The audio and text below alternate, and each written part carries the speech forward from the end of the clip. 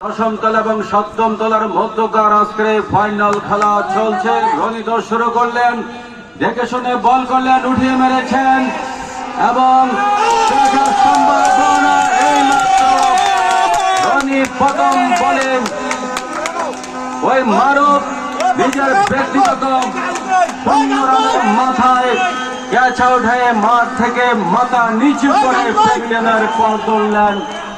আরো এক উইকেটের পতন, দলীয় রান যখন 15 তখন শত উইকেটের পতন, ফিনিশিং চ্যালেঞ্জারের পক্ষে পতন।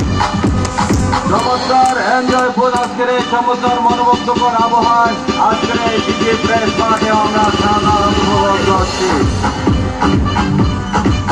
যাই হোক, পরবর্তী বল করার জন্য রনি প্রস্তুত।